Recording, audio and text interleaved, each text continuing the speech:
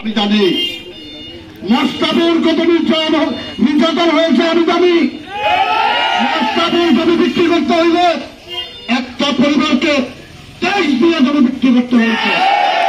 মোস্তাফিজুর জমি বিক্রি করতে হইলে কিনতে হলে একটা পরিবারকে 23 দিয়ে জমি বিক্রি করতে হয়েছে। আজকে 5ই আগস্টের পর আমার যারা সহকর্মী, আমার যারা কর্মী এখনো মোস্তাফিজুর নিরাপদ নয়। যদি আমার আত্মীয় হয়, আমার বন্ধু হয়, মানে নেওয়া যায় না।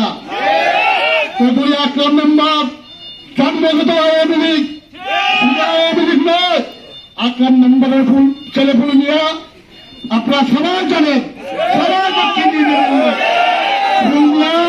কত বড় আওয়ামী লীগের, কত বছর বড় ইউসুফ আহমেদের দলের লোক। যে ইউসুফ আব্দুল্লাহ আহমেদ আপনাদের প্রাণপ্রিয় নেতা শাহ মুফাজ্জল হোসেন কায়কোবাদকে বিনা অপরাধে মিথ্যা মামলায় দেশ ছাড়া করেছে। আমাদের মুরাদনগর উপজেলার 2 থানার 69টা মামলায় আমাদেরকে ইউসুফ আব্দুল্লাহ আহমেদ চার্জশিট দিয়েছে। 5,500 নেতা কর্মী আমাদের আসামি, আপনারা অনেকেই আসামি। আমি আমার বক্তব্য দীর্ঘায়িত করতে চাই না।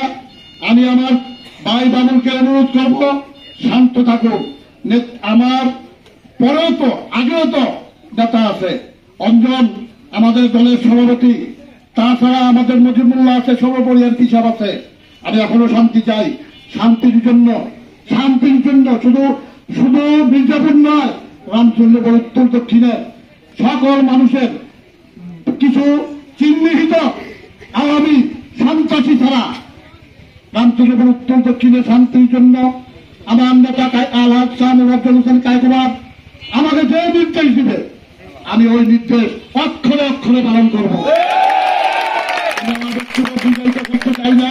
আমি মির্জাপুরের শান্তি চাই। শান্তির জন্য যদি আমার কোন সহযোগিতা প্রয়োজন হয় আমি একবার না 100 বার করব। আমি আমার বক্তব্য দীর্ঘায়িত না করে আপনারা যারা দূর দূরান্ত থেকে মিছিল সহকারে এখানে উপস্থিত হয়েছেন, আপনাদের প্রতি কৃতজ্ঞতা জ্ঞাপন করে আমি আমার বক্তব্য শেষ করছি। বাংলাদেশ জিন্দাবাদ, বাংলাদেশ জাতীয়তাবাদী দল জিন্দাবাদ, শহীদ জিয়া অমর হোক, খালেদা জিয়া জিন্দাবাদ, তারেক রহমান জিন্দাবাদ, আমার প্রিয় নেতা আলহাজ কাজী শাহ মুফাজ্জল হোসেন কায়কোবাদ জিন্দাবাদ। আর একটা দাওয়াত দেই, আমাদের নেতা আগামী 20 তারিখের মধ্যে আপনাদের দোয়ায় আল্লাহর অশেষ মেহরবানিতে বাংলাদেশের পদার্পণ করতে যাচ্ছে।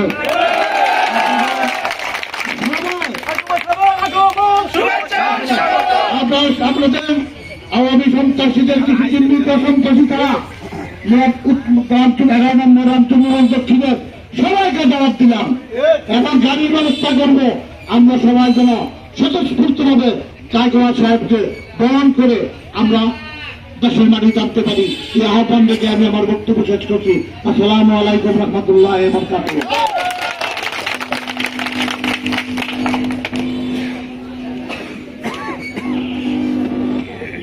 বিসমিল্লাহির রহমানির